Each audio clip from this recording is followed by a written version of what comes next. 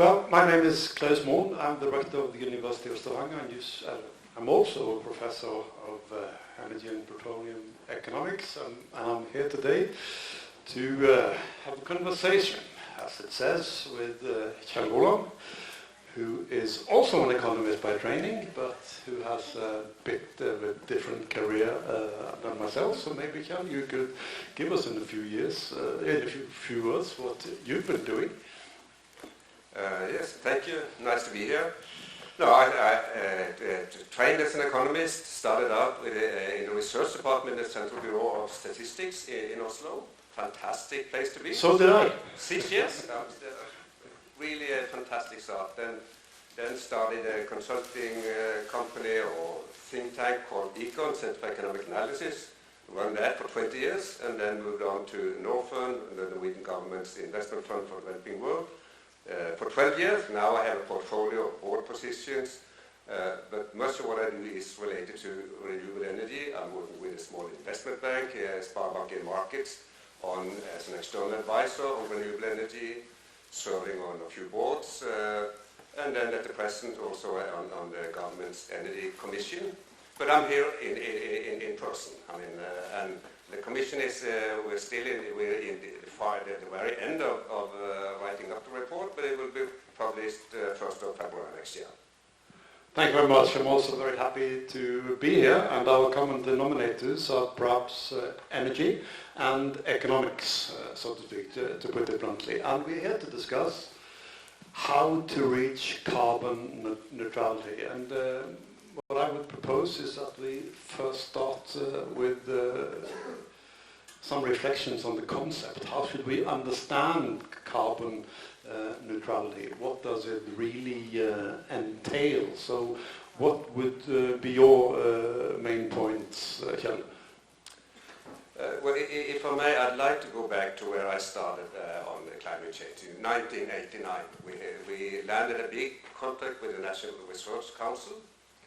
The first thing I did was going to China, write up a report on the energy system in China, coming back and then advised the Norwegian Ministry of Foreign Affairs. They were then preparing for the Kyoto negotiations.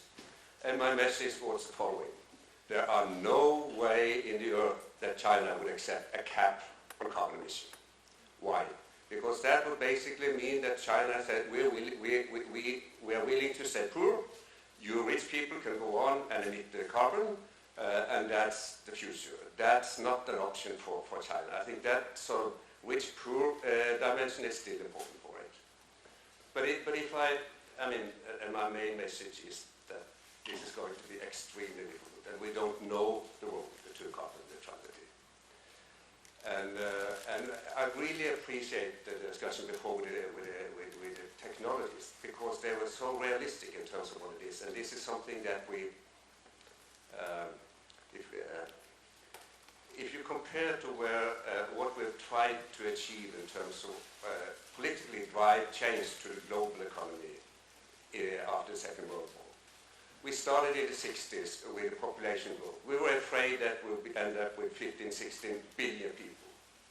We negotiated for 10 years, 15 years population growth, and then gave it up. Not that the problem disappeared, we simply were not able to get our hands around it. In the mid-70s, we started to negotiate what was called the new economic world order. The world is unfair. Trade system is balanced against poor countries. Capital flows are not very helpful for them.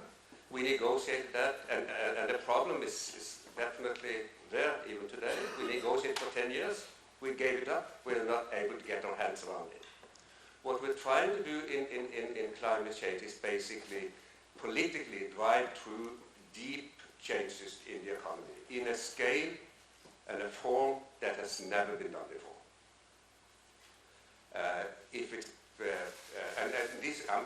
Just to make sure no understanding, I strongly believe we have a problem. This is not being skeptical to climate. It's simply trying to understand the scale and the scope of it.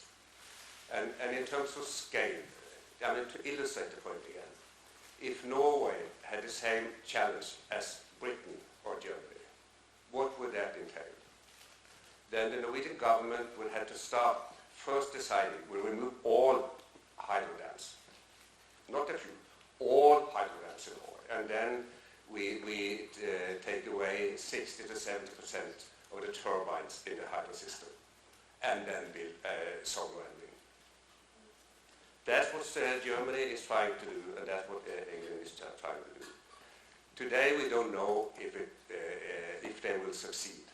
We know it will be expensive, we know it will take a long time, and we see that the way to do it is going to be involved political control of the economy in a sense that we haven't seen since the Second World War, during the war.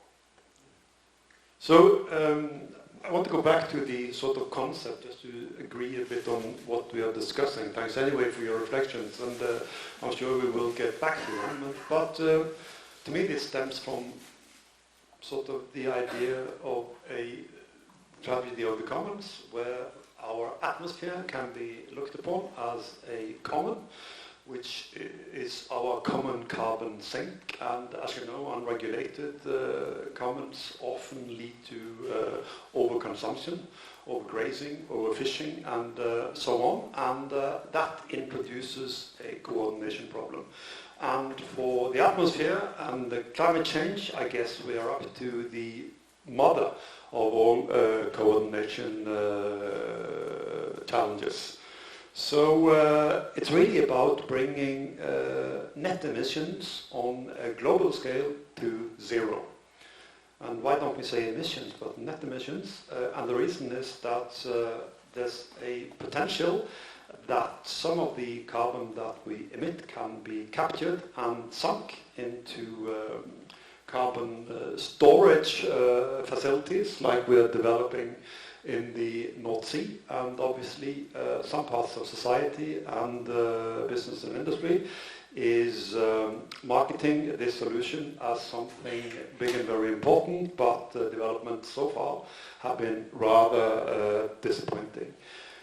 But anyhow, any gross emissions that are left by, let's say, 2050 or so, they should be compensated by carbon capture and storage to bring net emissions to zero.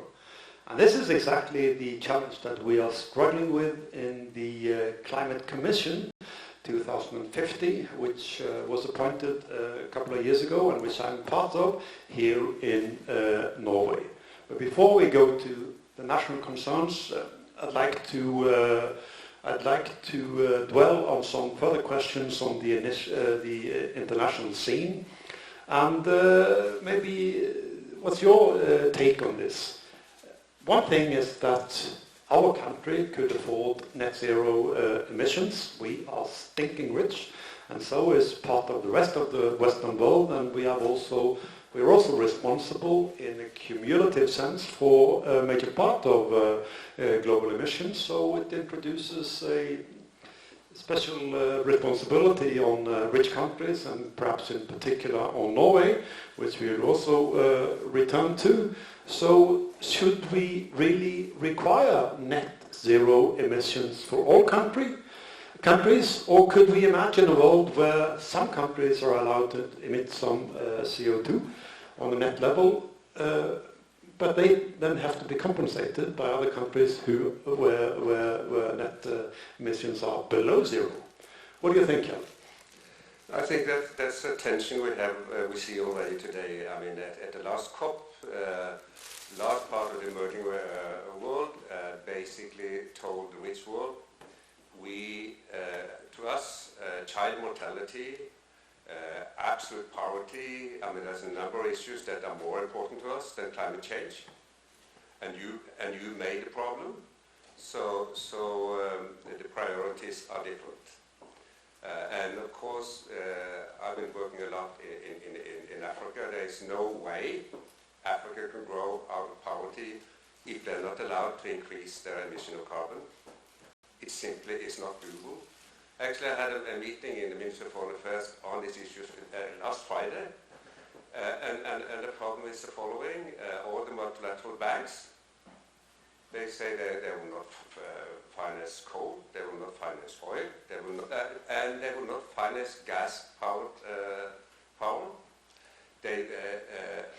What you see going on in Europe today, we're building LNG terminal in scale to import gas so we can burn it for power, but not Africa. And this tension is increasing. I think we're basically telling Africa that we don't listen to you, we don't care about you.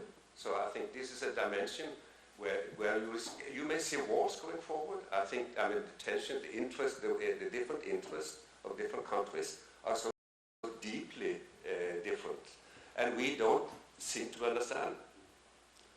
And then, by the way, the technology discussion before, then some come from our part of the world and say, but we have the solution, solar and wind. Well, but we want to get rich. We want to have a switch on the electricity and then have electricity, not when wind and power. And so I think that this is an increasing tension that you will see globally. This became clear to me because before I became a rector, I used to go to Tanzania and to teach at the University of Dar es Salaam for a 3-year period. So I went there 10, 12 times, and I didn't see one electrical car. And nobody there even had the idea of transforming the vehicle fleet to electricity. No way near in the near foreseeable future, so to speak. So it's really a special thing to them, what we are concerned with. So would you say that unless we succeed in developing mechanisms for income transfers, we could, our take on the climate challenge could leave the poorer part of the world in a development trap? No, I have a different take on it. I don't think we're willing to pay to compensate them.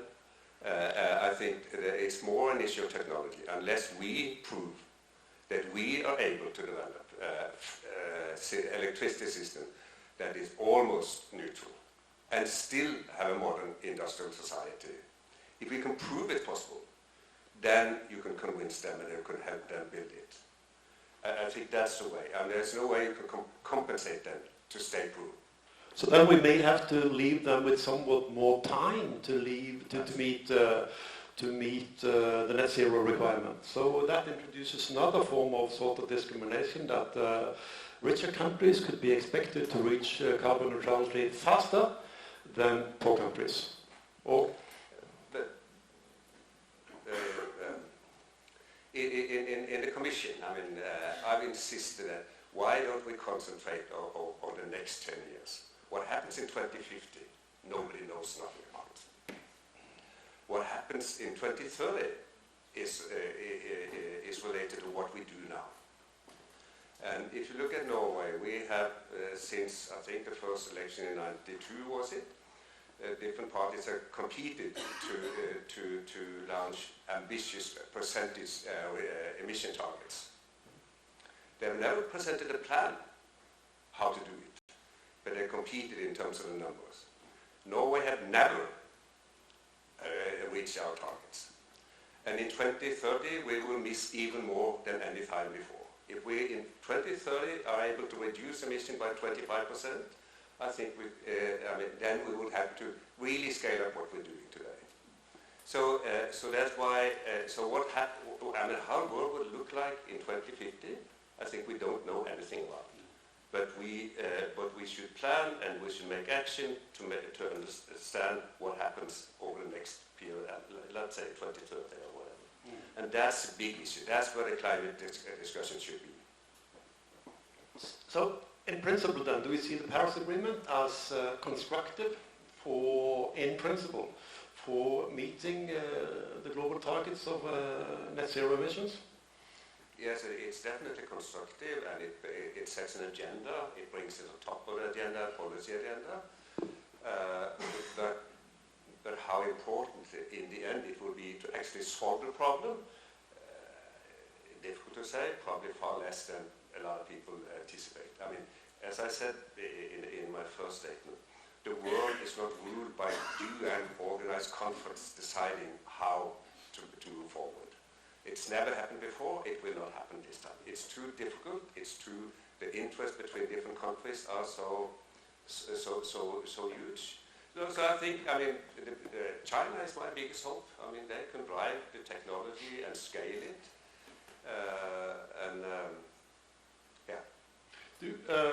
We seem to agree that rich Western countries have a more responsibility for meeting and solving the climate challenge than the rest of the world. But does Norway have a particular responsibility because we are so rich and because our wealth has the same source as the climate challenge? I think this is a typical Norwegian question. It's a lot about moral and how we see ourselves in the mirror in the morning. And the issue has been raised. And how we like the rest of the world to see us. The issue is raised internationally as well, both in the press and now in Sharm el-Sheikh. But I don't think nations operate that way. Not even the very kind and pleasant Norway. We don't give away the money. It's national interest. You need to find a way forward where the large number of rich countries find it in their national interest to move down the path to reduce emissions. And that goes for Norway too. I would rather address it differently. In Europe, we are again, as we say in Norwegian, Norway is born with a silver spoon in our mouth. We have the hydropower, as I said before. The other people have, other countries in Europe have to pull it down, coal and most of the rest of the thermal power. We have the biggest wind resources, onshore and particularly offshore. It's basically in our hand to build the best, the most robust and cheapest power system in Europe, and to move at big speed in that direction and prove it, and develop offshore wind technology where we definitely have a position. I think this is where we fail. We are moving more slowly than the rest of Europe. We don't seem to have a clear plan where to be even in 2030. We travel to the COP and then claim 55% down in 2030. And we know it's true. It's a pure lie. There's no way we can be near it. And the government saying so, they know. Mm-hmm.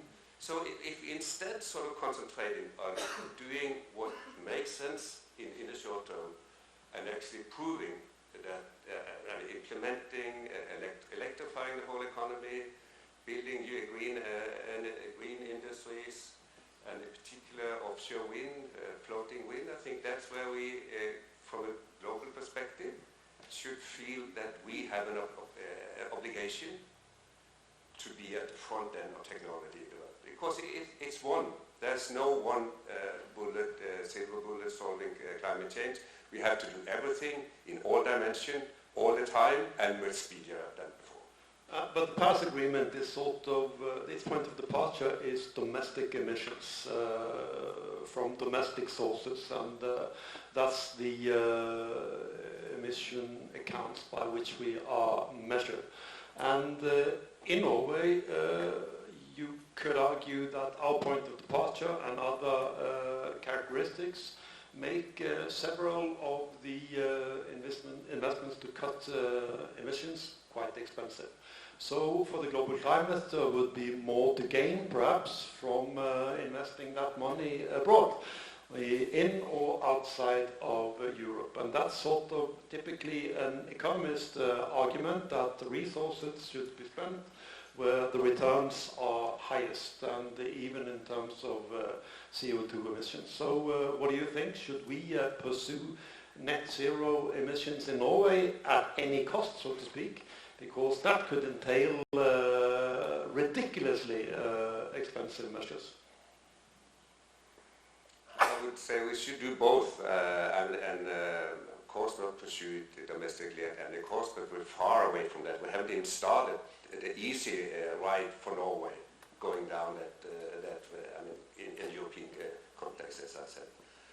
Actually, I sometimes claim that in '92 I invented what was then called a joint implementation in the Kyoto process. Wrote up a report for Jens Stoltenberg when he was State Secretary in the Ministry of Environment, and basically identify how could you, on a project basis, finance emission reductions in poor parts of the world and move technology to this part of the world, and then create credits. Those mechanisms are still there, but they're basically being destroyed by bureaucracy and mind you, also the green movement.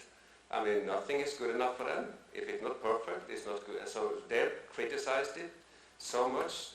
Also in Norway, we should buy our way around the problem by buying credits. I would say we should do both. Well, we definitely should there's an obligation to help poor countries invest more in renewable energy. The last government set up a small fund of 5 billion that Northern, my former employee, is investing in renewable energy in middle-income America. We should do much more of that. Mm-hmm. You seem to be thinking that there are some low-hanging fruits here, but at the same time, we are discussing measures in Norway that seem very expensive. Offshore wind is one of them. Electrification is another, which in terms of unit cost per unit abatement cost is pretty high. So if you argue that we haven't already started what Europe has gone through and that there might be cheap measures, could you give us a few examples of what you think we could do at low cost? No, offshore wind is a must. Globally, it's a must. But it's not cheap. It's not cheap. Europe is planning to build in the 2040s between 1,200 terawatt hour and 1,500 terawatt hour in the North Sea. And it's absolutely needed for them to move down this decarbonization road. So if we are not able to do the same and to develop technology and see that this is one of the important parts of the end solution, then what role should we have? I mean, to me, it's obvious that we should develop offshore wind, in particular floating, because globally, if you move to a country, east coast of the US or Japan, there's no other way that you could foresee significant volume of renewable energy being produced in that country unless floating offshore wind. So I mean, so I think that there's a static view that today the marginal cost is high. It's the wrong way to address the issue. It's the dynamic long-term where can we develop technologies that needs to be a part of the end solution. That's why carbon capture and storage, I think that's also one. We need to do everything in all dimensions, and Norway should move forward where we have skills and technology that could give us a role.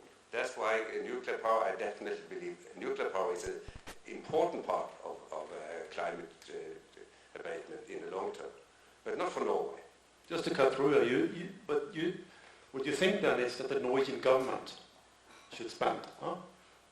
They should put up tens of billions of kroner to start developing offshore wind because the private investors are not queuing up. No, but again, I mean, you see, the UK is doing this in scale. Germany with public support, yes. Yeah, well, I mean, with contracts that are basically sent forward to consumers. There's no reason why we should use the government to subsidize offshore wind. They need long-term contracts to make the project bankable, as they say, to take down the financial cost of it. Taxpayers pay in any case, no? No. My advice would be no taxpayer. But consumers are taxpayers, so. Yeah, but they are consuming electricity and they have to pay the price for electricity. Exactly. I mean, like we did historically. I mean, electricity was terribly expensive in the 30s. So then the question is whether the Norwegian public would be willing to accept higher power prices to fund offshore wind? No, I started it again at a different end. I mean, if we should be anywhere near our emission targets in 2030 and 2040, we need to produce. We probably need to increase the generation of electricity by 50%, maybe more. Because electrification of the whole economy is the most fundamental solid choice going forward. So we need to make sure that we bring forward sufficient electricity to make that happen. Then the question is, what's the cheapest source of new electricity? Well, it's onshore wind, so we should do more onshore wind, make sure that, try to make that more politically acceptable, leave more tax money with the local government, so there's stronger incentive to do it. We should start a program for solar on roof, across the board, privately and public, and do things more similar to what the EU is doing. I mean, we need to do it all. We should develop more hydro. Push all buttons. Push all buttons, yeah. We are now sort of in the outskirts or borderline, really, of the Paris Agreement, which I mentioned relates to domestic emissions only. And it's not obvious that there will be a very direct link between offshore wind and emissions in Norway, and even less so on the global scale. But it's still interesting what responsibility we think we should take beyond the Paris Agreement. And here you could talk about international investment, as you have been working on. Do you think we have a special, could we focus unilaterally and exclusively on the Paris Agreement and its premises, or should we look beyond the Paris Agreement and take responsibilities that are not part of that contract? No, I think we should look beyond the Paris Agreement, in particular in terms of investing in renewable energy, in investing in gas-fired power stations in Africa. They need it. That's the only way that you could feed in all this new solar and wind. And if this is done, I mean, in a sensible way, it's even commercially viable. So it's not giving away money. It's creating. Investing commercially in something that in the long term will be to the benefit of all of us. There are also arguments in economics for the government to intervene and provide subsidies to technology development and to infant industries for their establishment. And these are arguments that are applied now both to research, innovation, and not least to offshore wind. And the newest example is perhaps battery technology and battery factories in Norway, which also seem to be subject to the sympathy of a government. So do you think this is something that the government should be involved in? And how? Yeah, I think, again, this is also an area where Norway is a laggard. If you look at what's going on in China, if you look at what's going on in the US, I mean, they're applying hyper intervention in industrial policy and subsidies and building new value chain, batteries, hydrogen, what have you. I'm afraid that you will see a lot of failures. Governments in the West, I mean, because this is basically trying to copy what's been going on very successfully in China over the last 3-4 decades. We don't have the skill set. We don't have public sector able to do this. So I think we should move carefully. That's what we're doing in Norway. We're much more slowly than, I mean, if you look at Norway and Sweden, Sweden is far ahead of us in terms of industrial policy, in terms of attractive battery factories and what have you. Climate change, to take it anywhere near where we would like to be in a couple of decades, you need a lot of this industrial policy. If not, there's no way we'll come there. I mean, it's not, do you like it or not? It's a question, would you like seriously to address the climate change problem and move forward, and then do it in a way that learning by doing and stop doing what doesn't work and do more what works. And but the government needs to take a very active hand, like in China, like in the EU, like in the US, and we are, as small countries, better positioned, so we can move more slowly and avoid some of the big mistakes that you will see out there. But it's needed. I mean, there's no way around it. There's no other way to decarbonize the modern economy. At our university, this reflects clearly on our strategy now. A green transition is really the core, which everything revolves around. And I would argue that the government should be more concerned about research, technology, innovation and education to sort of meet the climate challenge and to face and handle the transition that we are up to. So, in summary, more money to universities. Yeah, I've just got to say so. And if you ask me, in terms of, particularly in terms of social sciences, I think there's too much money in Norway. And we spend too much on social sciences. And some of this money today used for social science research should be used actually to invest in new technology that could sort of bring the learning curve down. I think that would be better for climate at least. Not for academics and universities. So we started with the carbon neutrality, which really should lead us to the 1.5 degree target, which is the officially agreed target on the global level by now. Do you think we have any chance of reaching it? No, not at all. And I think again... Where do you think we're heading? No, like IPCC report presented at the last COP indicated, maybe the way we're heading at the present, 2.7%. You may be optimistic. I think we could bring it down to 2.5, 2.3 perhaps. But I think this is where we are, and I think the global debate, but also the Norwegian debate, would be much better if we were much more realistic. This is not, I mean, just statement in the, I mean, and principles that we know we're not able to achieve. Much better to have a more realistic discussion, as I said also before. What is it that we can do to bring it as far as possible in 2030? Do it now.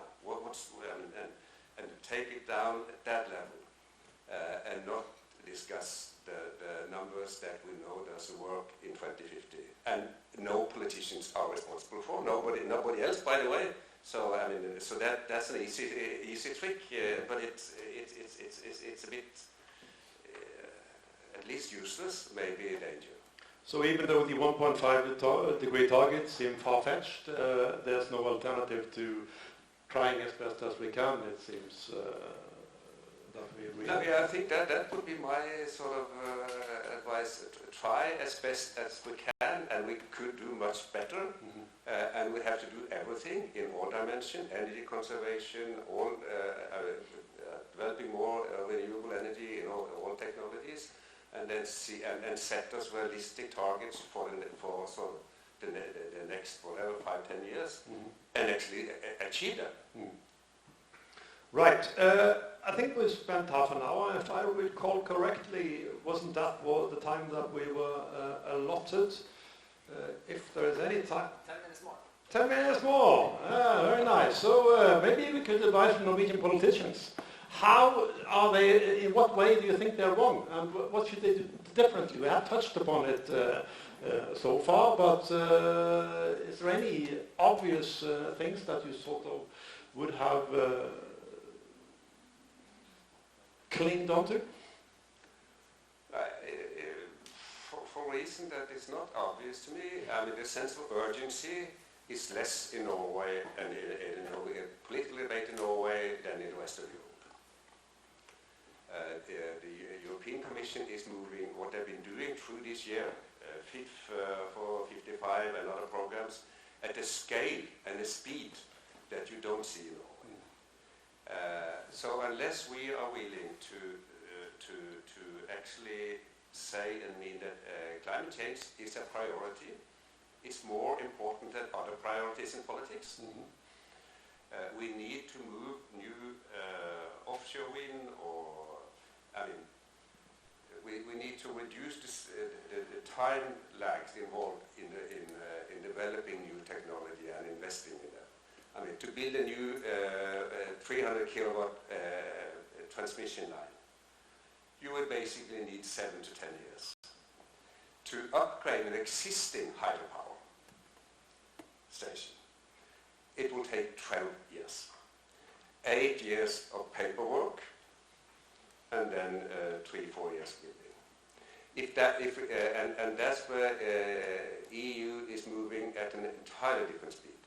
Germany say, or EU say, in terms of wind on land, in dedicated area, max 1 year. If the last proposition from EU was solar on the roof and other technologies for homes and also buildings, max 1 month. And if you apply and haven't had an answer, the answer is yes. In Norway, there's no will at any point, any dimension, to do anything like it. And if we're not willing to do more of that, we don't have to go all the way that you see in the EU. But if we're not able to shorten the lags in the system and applying for licenses, whatever it is, significantly. But this lack of willingness and lack of priority and so on, one hypothesis would be that really stems from the electorate.